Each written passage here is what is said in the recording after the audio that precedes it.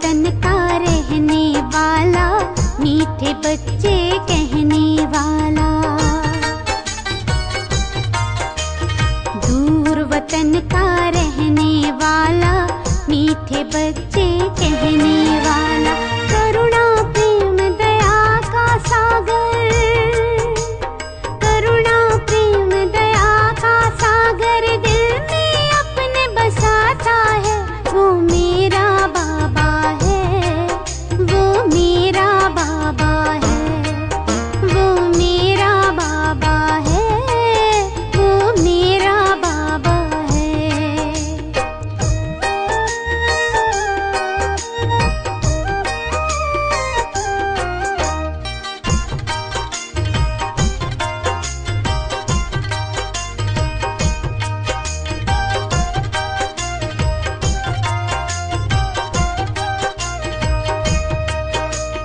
पलकों पर हम सबको पाले, जीवन नैया को है संभाले।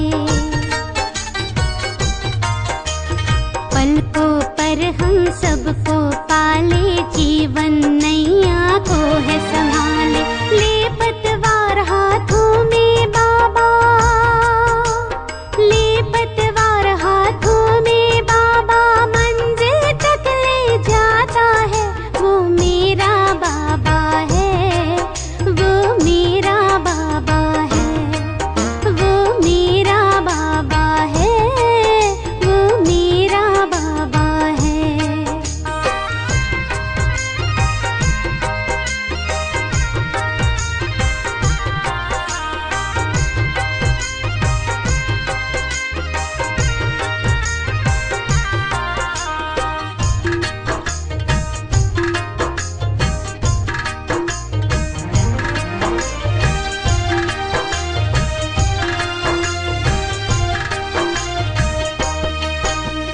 खुशियों के हमें रंग है देता, जीने का हमें ढंग वो देता। खुशियों के हमें रंग है देता, जीने का हमें ढंग वो देता। मानव से वो देव बनाकर, मानव से वो देव बना धरती पर स्वर्ग सजाता है। वो मेरा बाबा है, वो मेरा बाबा है, वो मेरा बाबा है, वो मेरा बाबा है।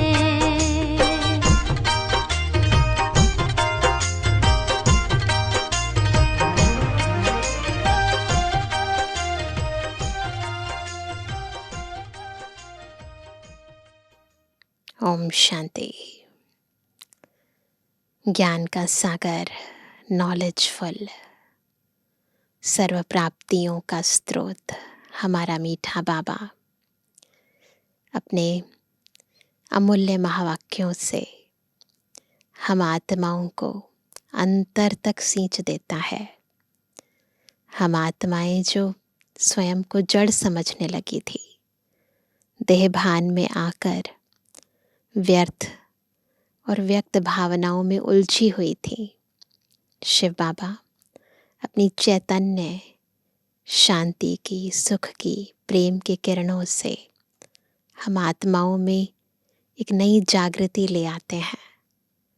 आत्मा जाग जाती है, सुजाग हो जाती है, अज्ञान अंधियारा छट जाता है, चैतन्यता स्वतः कार्य करने लगती है। हम भावनाओं को समझने लगते हैं, जीवन को ईश्वरीय श्रीमत के आधार पर चलाने लगते हैं। तो ये सब कमाल तब होती है जब खुद ज्ञान सागर टीचर बनकर हमें पढ़ाते हैं। तो जब परम शिक्षक पढ़ाए तो आत्मा अपना वर्तमान, भूत और भविष्य श्रेष्ठ बना सकती है। तो जब से जैसे हम ईश्वरीय महावाक्यों को इस स्मृति में रहकर कि मैं रूहानी स्टूडेंट हूँ और बाबा मुझे पढ़ा रहे हैं, इस स्थिति में स्थित होकर सुनते हैं, तो ये महावाक्य हमारे जीवन को परिवर्तन करने लगते हैं, हमारी कर्म इंद्रियों को शीतल बनाने लगते हैं। ईश्वरीय महावाक्यों के इस बेहद के महत्व को अभी हम बाबा के महावाक्यों से और अधिक गहराई से समझेंगे। सुनते हैं बाबा के महावाक्य। आज है 16 तारीख, 16 मई 2025। बाबा के महावाक्य हैं, मीठे बच्चे, तुम्हारा लव एक बाप से है, क्योंकि तुम्हें बेहद का वर्षा मिलता है। तुम प्यार से कहते हो मेरा बाबा। कैसे कहते हैं? मुख से या प्यार से कहते हैं? है ना, दिल से कहते हैं ना, मेरा बाबा। प्रश्न है, किसी भी देहधारी मनुष्य के बोल की भेंट बाप से नहीं की जा सकती है। किसी भी मनुष्य की भेंट।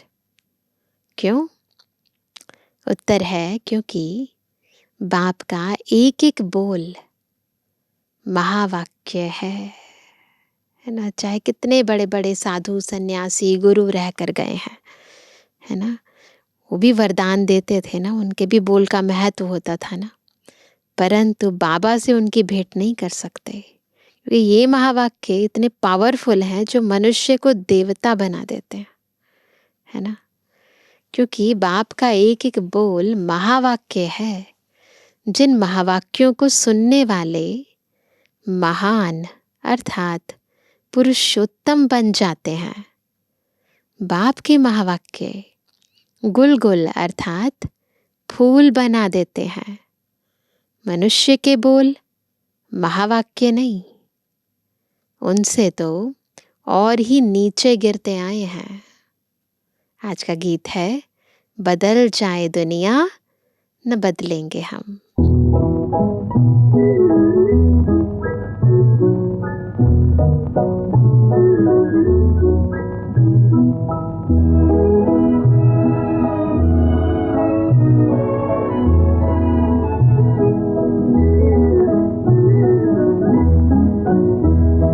बदल जाए दुनिया न बदलेंगे हम, तुम्हारी कसम। बदल जाए दुनिया न बदलेंगे हम, तुम्हारी कसम। तुम्हारे हैं जब तक के दम में है दम, तुम्हारी कसम।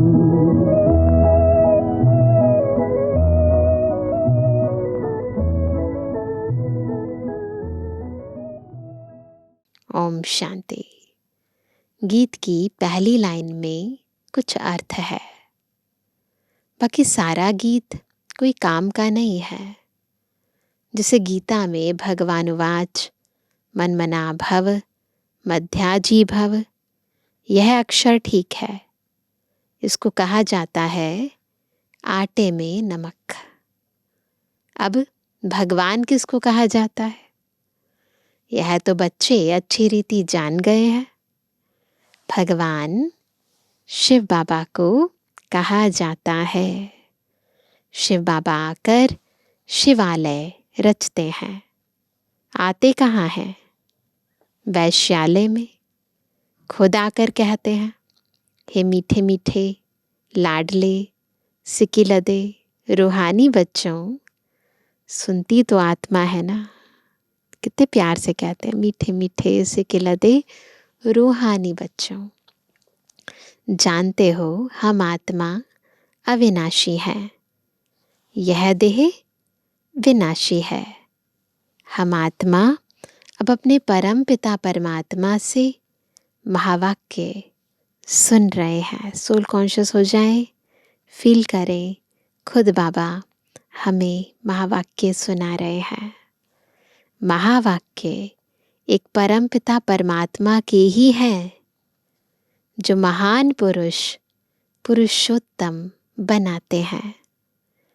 बाकी जो भी महात्माएं गुरु आदि हैं, उनके कोई महावाक्य नहीं है। उनके वाक्यों से कोई मनुष्य आत्मा पुरुषोत्तम नहीं बन सकती। शिवो हम जो कहते हैं, क्या कहते हैं? मैं ही शिव हूँ, जो ऐसा कहते हैं वह भी सही वाक्य है नहीं, है ना। शिव कैसे हो सकते हैं वो? अभी तुम बाप से महावाक्य सुनकर गुलगुल बनते हो। कांटे और फूल में कितना फर्क है, अभी तुम बच्चे जानते हो। हमको कोई मनुष्य नहीं सुनाते हैं, इस पर शिव बाबा विराजमान है। वह भी आत्मा ही है, परंतु उनको कहा जाता है परम आत्मा। अभी पतित आत्माएं कहती हैं, हे परम आत्मा आओ, आकर हमको पावन बनाओ। वह है ही परम पिता, परम बनाने वाला। तुम पुरुषोत्तम अर्थात सब पुरुषों में उत्तम पुरुष बनते हो। सब पुरुषों में उत्तम पुरुष बनते हो। वह है देवताएं। परमपिता अक्षर बहुत मीठा है, सर्वव्यापी कह देते हैं तो मीठापन आता नहीं, स्वीटनेस आती नहीं, सब जगह हो गया ना।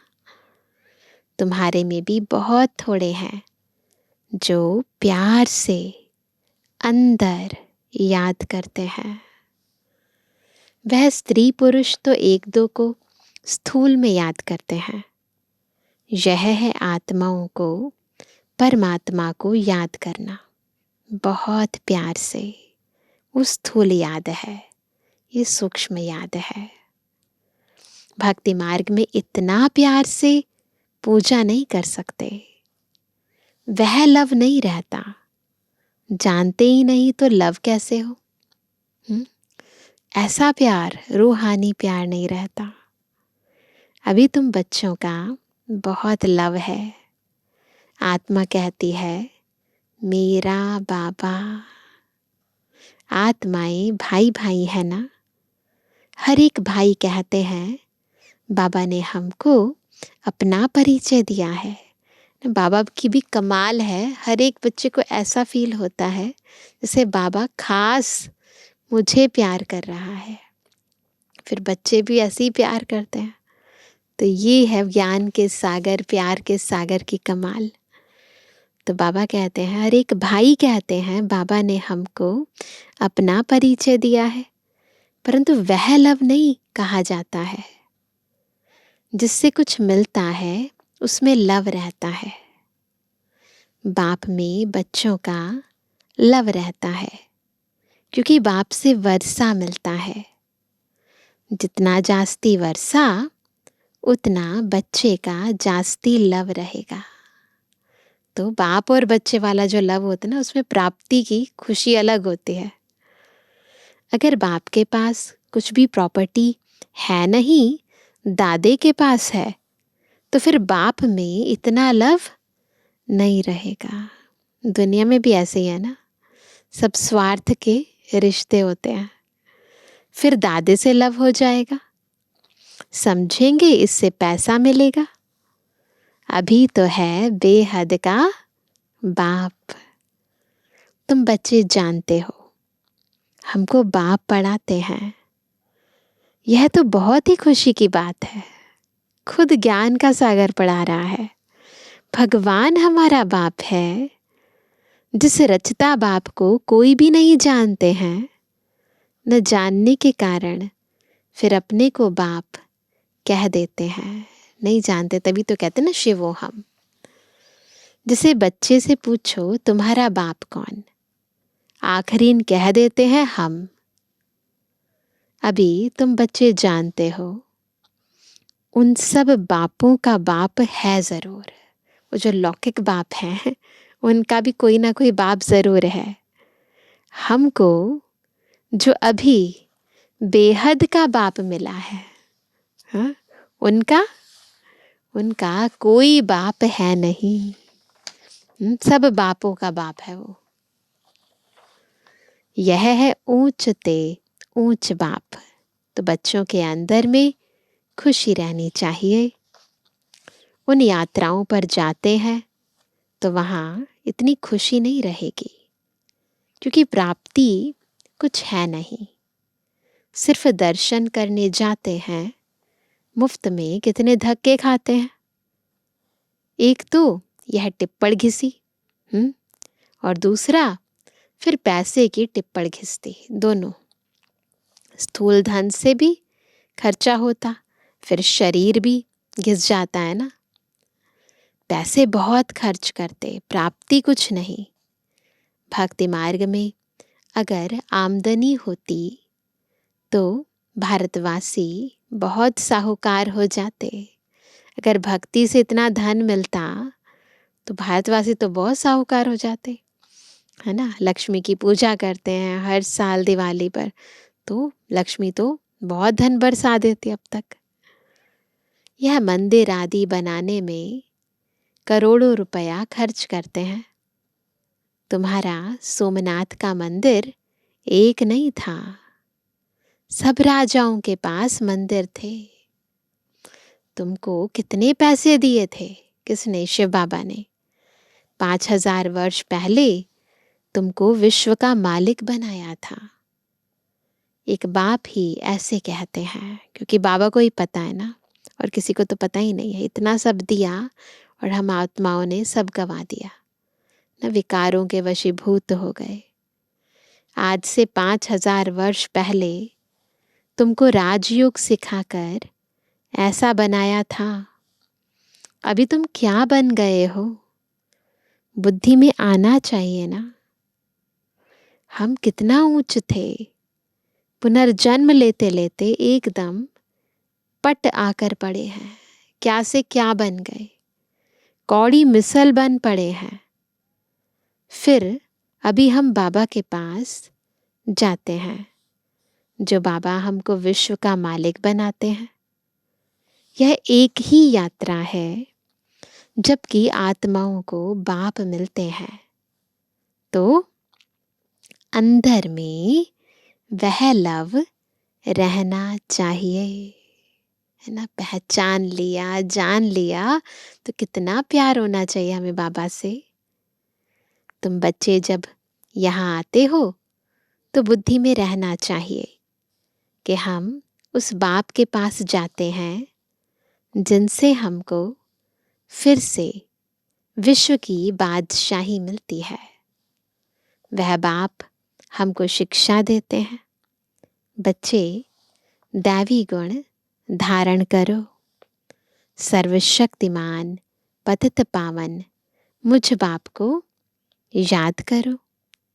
मैं कल्प कल्प आकर कहता हूँ कि माँ में कम याद करो तो विकर्म विनाश होंगे। दिल में यह आना चाहिए, हम बेहद के बाप के पास आए हैं। बाप कहते हैं मैं गुप्त हूँ, आत्मा कहती है मैं गुप्त हूँ। तुम समझते हो, हम जाते हैं शिव बाबा के पास, ब्रह्मा दादा के पास, जो कंबाइंड हैं। उनसे हम मिलने जाते हैं, जिससे हम विश्व के मालिक बनते हैं। तो ये सब सूक्ष्म समझने की बातें हैं। अंदर में कितनी बेहद खुशी होनी चाहिए। जब मधुबन में आने के लिए अपने घर से निकलते हो तो अंदर में गदगद होना चाहिए, है ना। अंदर वैसे भी देखा है, मधुबन जाते हैं ना, कितना ज़्यादा उत्साह होता है। बाबा से मिलने जा रहे हैं, बाबा हमको पढ़ाने के लिए आया है, हमको दैवी गुण धारण करने की युक्ति बताते हैं। घर से निकलते समय ही अंदर में यह खुशी रहनी चाहिए। जैसे अब एग्जाम्पल बहुत अच्छा देते हैं, जैसे कन्या पति के साथ मिलती है तो जेवर आदि पहनती है तो मुखड़ा ही खिल जाता है। वह मुखड़ा खिलता है दुख पाने के लिए, वो दुनियावी है, टेम्परेरी है। तुम्हारा मुखड़ा खिलता है सदा सुख पाने के लिए। तो ऐसे बाप के पास आने समय कितनी खुशी होनी चाहिए। अभी हमको बेहद का बाप मिला है, सतयुग में जाएंगे फिर डिग्री कम हो जाएगी। चलता है ऐसे बुद्धि में। अभी तो तुम ब्राह्मण ईश्वरीय संतान हो, भगवान बैठ पढ़ाते हैं।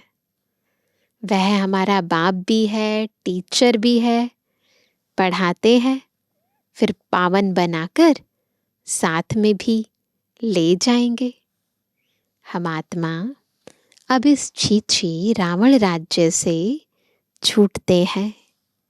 अंदर में अथाह खुशी होनी चाहिए। जबकि बाप विश्व का मालिक बनाते हैं तो पढ़ाई कितनी अच्छी रीति पढ़नी चाहिए। स्टूडेंट अच्छी रीति पढ़ते हैं तो अच्छे मार्क्स से पास होते हैं। बच्चे कहते हैं, बाबा हम तो श्री नारायण बनेंगे। यह है ही सत्य नारायण की कथा, अर्थात नर से नारायण बनने की कथा। वह झूठी कथाएं जन्म जन्मांतर सुनते आए हो। अभी बाप से एक ही बार तुम सच्ची सच्ची कथा सुनते हो। वह फिर भक्ति मार्ग में चला आता है। जैसे शिव बाबा ने जन्म लिया, उसकी फिर वर्ष वर्ष जयंती मनाते आए हैं। भक्ति में ऐसे ही चलता है ना। एक बार इंसिडेंट हो गया, फिर उसकी यादगार हर साल मनाते हैं। वह कब आया, क्या किया, कुछ भी नहीं जानते। अच्छा, कृष्ण जयंती मनाते हैं, वह भी कब आया, कैसे आया, कुछ भी पता नहीं है। कहते हैं कंसपुरी में आता है, स्टार स्टोरीज बना दिए ना अलग अलग। अब वह पतित दुनिया में कैसे जन्म लेगा? बच्चों को कितनी खुशी होनी चाहिए। हम बेहद बाप के पास जाते हैं, है ना। अनुभव भी सुनाते हैं ना। हमको फलाने द्वारा तीर लगा, बाबा आए हैं। बस उस दिन से लेकर हम बाप को ही याद करते हैं। ऐसा सब बच्चों को अनुभव होता है। पहली बार जब मधुबन जाते हैं तो कितना एक्साइटमेंट में होते हैं, है ना। और साकार बाबा के टाइम पर तो और ज़्यादा। अव्यक्त बाप दादा के टाइम पर भी अंदर आत्मा कितनी प्रफुल्लित होती थी, किससे मिलने जा रहे हैं। लेकिन अभी भी बाबा नए बच्चों को देखते हैं, ऐसे ऐसे अनुभव कराते हैं, उनसे भी तृप्त हो जाते हैं। यह है तुम्हारे बड़े ते बड़े बाप के पास आने की यात्रा। बाबा तो चैतन्य है, बच्चों के पास जाते भी हैं। वह है जड़ यात्राएं। यहाँ तो बाप चैतन्य है। जैसे हम आत्मा बोलती हैं, वैसे वह परमात्मा बाप भी बोलते हैं शरीर द्वारा। यह पढ़ाई है भविष्य 21 जन्म शरीर निर्वाह के लिए। वह है सिर्फ एक जन्म के लिए। अब कौन सी पढ़ाई पढ़नी चाहिए, वह कौन सा धंधा करना चाहिए, बताओ। बाप कहते हैं दोनों करो। ऐसे नहीं कहते कि वो सब छोड़ छाड़ के मेरे पास आ जाओ। सन्यासियों मिसल घर बार छोड़ जंगल में नहीं जाना है। यह तो प्रवृत्ति मार्ग है ना। दोनों के लिए पढ़ाई है ना। हस्बैंड वाइफ दोनों के लिए पढ़ाई है। सब तो पढ़ेंगे भी नहीं, कोई अच्छा पढ़ेंगे, कोई कम। कोई को एकदम झट तीर लग जाएगा, वैरायटी आत्मा है ना। कोई तो तवाई मिसल बोलते रहेंगे, है ना। कोई कहते हैं हाँ हम समझने की कोशिश करेंगे, वैरायटी है। कोई कहेंगे यह तो एकांत में समझने की बातें हैं, बस फिर गुम हो जाएंगे। कोई को ज्ञान का तीर लगा तो झट आकर समझेंगे। अगर तीर लग गया ना तो फिर रह नहीं पाएंगे। कोई फिर कहेंगे हमको फुर्सत नहीं, तो समझो तीर लगा नहीं। देखो बाबा को तीर लगा तो फट से छोड़ दिया ना। सबसे बढ़िया मिसाल है ब्रह्मा बाबा का। तीर लगा और छोड़ दिया, समझा बादशाही मिलती है। उनके आगे यह क्या है, हमको तो बाप से राजाई लेनी है। अभी बाप कहते हैं वह धंधा आदि भी करो, सिर्फ 1 हफ्ता यह अच्छी रीति समझो। 7 डेज का कोर्स है ना। गृहस्थ व्यवहार भी संभालना है, रचना की पालना भी करनी है। वह तो रचकर फिर भाग जाते हैं, सन्यासी ऐसे करते हैं ना, वैराग्य आया सब छोड़कर चले गए। बाप कहते हैं तुमने रचा है तो फिर अच्छी रीति संभालो। समझो, स्त्री अथवा बच्चा तुम्हारा कहना मानते हैं तो सपूत हैं, नहीं समझते हैं तो कपूत हैं। सपूत और कपूत का पता पड़ जाता है ना। बाप कहते हैं तुम श्रीमत पर चलेंगे तो श्रेष्ठ बनेंगे, नहीं तो वर्षा मिल ना सके। पवित्र बन, सपूत बच्चा बन, नाम बाला करो। तीर लग गया फिर तो कहेंगे बस, अभी तो हम सच्ची कमाई करेंगे। बाप आए हैं शिवालय में ले जाने, तो शिवालय में जाने लिए फिर लायक बनना है ना। मेहनत है। बोलो, अब शिव बाबा को याद करो। मौत सामने खड़ा है, कल्याण तो उनका भी करना है ना।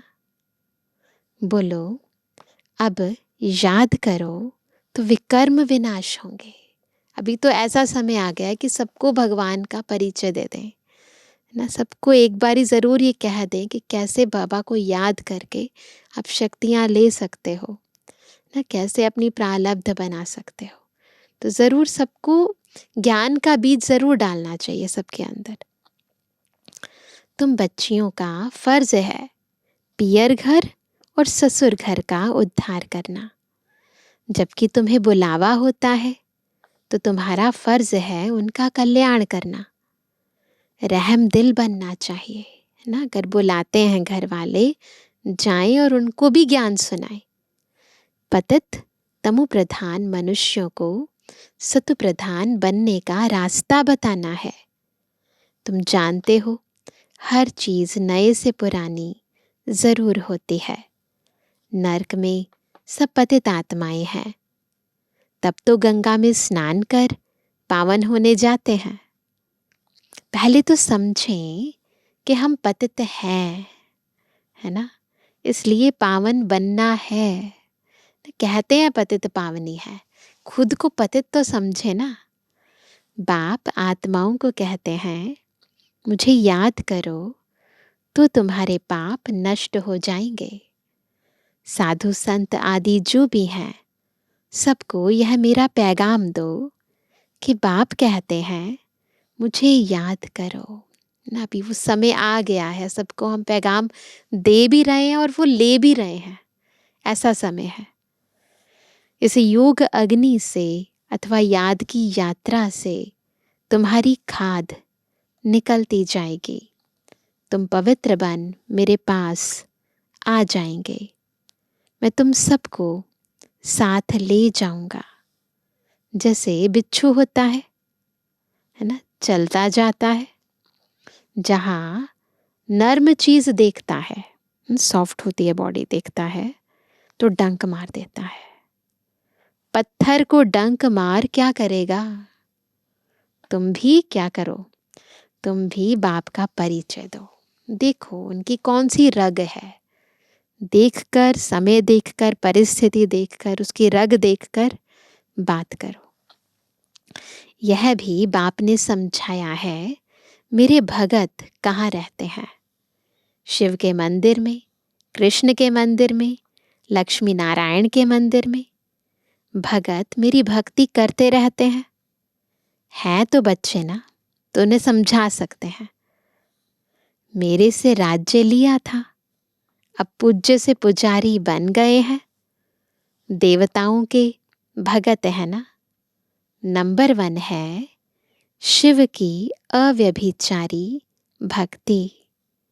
फिर गिरते गिरते अभी तो भूत पूजा करने लगे हैं, अभी तो पंच तत्वों की शरीर की पूजा करते हैं, प्रकृति की भी पूजा करते हैं, है ना। शिव के पुजारियों को समझाने में सहज होगा। यह सब आत्माओं का बाप शिव बाबा है, स्वर्ग का वर्षा देते हैं। अभी बाप कहते हैं मुझे याद करो तो विकर्म विनाश हो।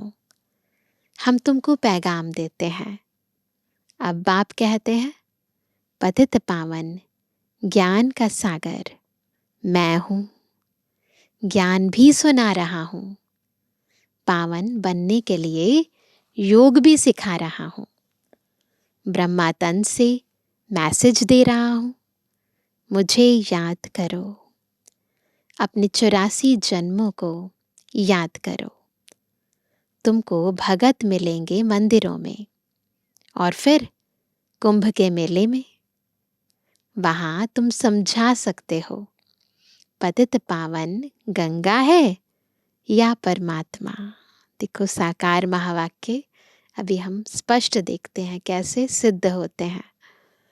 तो बच्चों को यह खुशी रहनी चाहिए कि हम किसके पास जाते हैं। है कितना साधारण, क्या बड़ाई दिखाएं। शिव बाबा क्या करे जो बड़ा आदमी दिखाई पड़े। बिंदु है, क्या करे। सन्यासी कपड़े तो पहन नहीं सकते। बाप कहते हैं मैं तो साधारण तन लेता हूँ, तुम ही राय दो मैं क्या करूं। इस रथ को क्या श्रृंगारूं। वह हुसैन का घोड़ा निकालते हैं, उनको श्रृंगारते हैं। यहाँ शिव बाबा का रथ फिर बैल बना दिया है भक्ति में। बैल के मस्तक में गोल गोल शिव का चित्र दिखाते हैं। अब शिव बाबा बैल में कहाँ से आएगा, पॉसिबल ही नहीं है ना। भला मंदिर में बैल क्यों रखा है। शंकर की सवारी कहते हैं। सूक्ष्म वतन में शंकर की सवारी होती है क्या, है ना। सूक्ष्म वतन में शंकर तो सूक्ष्म वतन में है ना, तो वहां पर वो किस पर सवारी करेगा और क्यों करेगा। ये सब है भक्ति मार्ग जो ड्रामा में नोंद है। सब प्रतीकात्मक है, सबके पीछे भावनाएं भाव अलग अलग है। अच्छा मीठे मीठे के जवानी बच्चों पे जुबानी बाप दादा का दिल जान सको प्रेम से नंबरवार प्रसाद अंसार याद। रूहानी बच्चों की रूहानी बाप दादा को गुड मॉर्निंग, नमस्ते नमस्ते नमस्ते। धारणा के लिए मुख्य सार। पहला, अपने आप से प्रतिज्ञा करनी है कि अभी हम सच्ची कमाई करेंगे, स्वयं को शिवालय में चलने के लायक बनाएंगे, सपूत बच्चा बनकर श्रीमत पर चलकर बाप का नाम बाला करेंगे। दूसरा, रहम दिल बन तमु प्रधान मनुष्यों को सतु प्रधान बनाना है, सबका कल्याण करना है। मौत के पहले सबको बाप की याद दिलानी है। वरदान है हर मनुष्य आत्मा को अपने तीनों कालों का दर्शन कराने वाले दिव्य दर्पण भव। कैसे बनेंगे दिव्य दर्पण, जब सब मनुष्य आत्माओं को तीनों कालों का दर्शन कराएंगे। आप बच्चे अब ऐसा दिव्य दर्पण बनो। कैसा, जिस दर्पण द्वारा हर मनुष्य आत्मा अपने तीनों कालों का दर्शन कर सके, उन्हें स्पष्ट दिखाई दे कि क्या था और अभी क्या हूँ। ऐसे दिखाई दे भविष्य में क्या बनना है। जब जानेंगे अर्थात अनुभव करेंगे, वह देखेंगे कि अनेक जन्मों की प्यास व अनेक जन्मों की आशाएं मुक्ति में जाने की व स्वर्ग में जाने की अभी पूर्ण होने वाली हैं, तो सहज ही बाप से वर्षा लेने के लिए आकर्षित होते हुए आएंगे, है ना। एक बार अनुभव हो जाए, परंतु उसके लिए हमें क्या बनना पड़ेगा? दर्पण बनना पड़ेगा ना। स्लोगन है, एक बल एक भरोसा। इस पाठ को सदा पक्का रखो। कौन सा पाठ? एक बल एक भरोसा। इस पाठ को सदा पक्का रखो तो बीच भंवर से सहज निकल जाएंगे। होता है जीवन में ऐसी परिस्थितियां आती हैं, लगता है सब तरफ से हम घिर गए हैं, कुछ नहीं कर सकते, पर एक बल एक भरोसा, बस इस छोटे से आधार से आप बड़े से बड़ी प्रॉब्लम से निकल आएंगे। ये पाठ पक्का करो। आज का व्यक्त इशारा, रूहानी रॉयल्टी और प्योरिटी की पर्सनालिटी धारण करो। वारिस क्वालिटी प्रत्यक्ष तब होगी जब आप अपनी प्योरिटी की रॉयल्टी में रहेंगे। कहाँ भी हद की आकर्षण में आँख न डूबे। वारिस अर्थात अधिकारी, तो जो यहाँ सदा अधिकारी स्टेज पर रहते हैं, कभी भी माया के अधीन नहीं होते, अधिकारी बन के शुभ नशे में रहते, ऐसे अधिकारी स्टेज वाले ही वहाँ भी अधिकारी बनते हैं। तो अभी से ही अधिकारी बनना है। अच्छा, ओम शांति।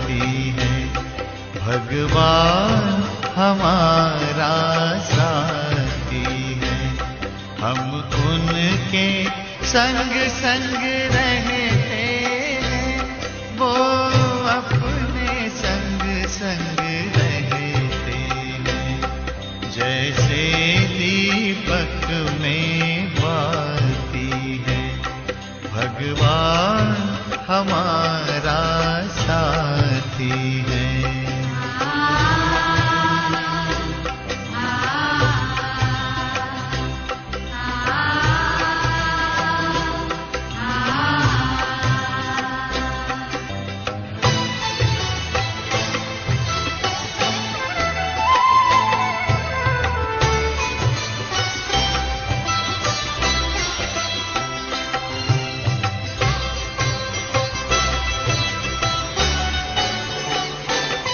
खुलते ही आँख हमें मिलते, हर पल वो साथ मेरे चलते।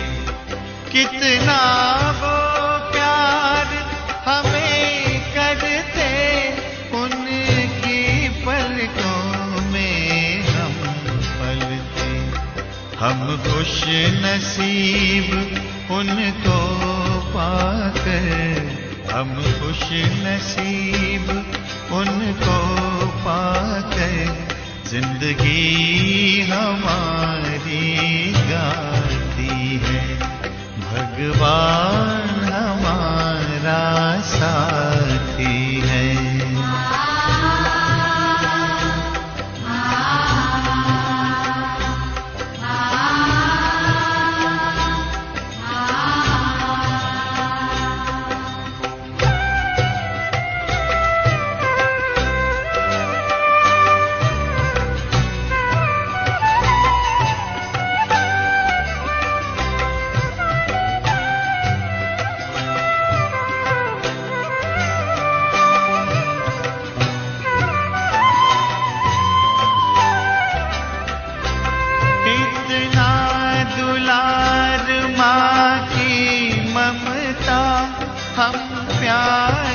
पिता का पाते हैं।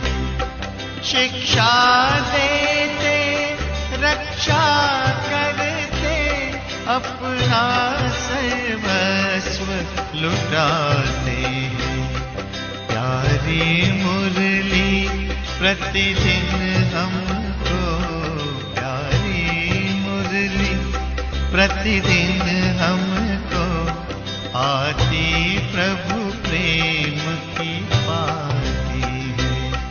भगवान हमारा साथी है।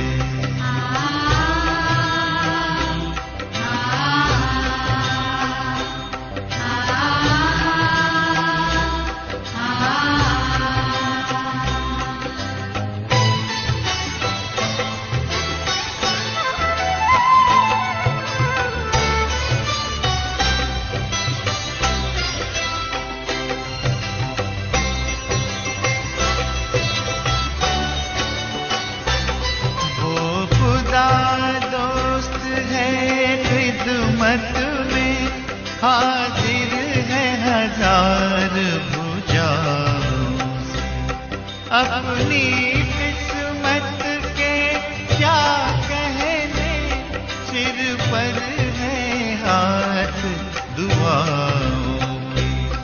ऐसा साथी किसका होगा, ऐसा साथी किसका होगा, ये सोच आँख भर आती है।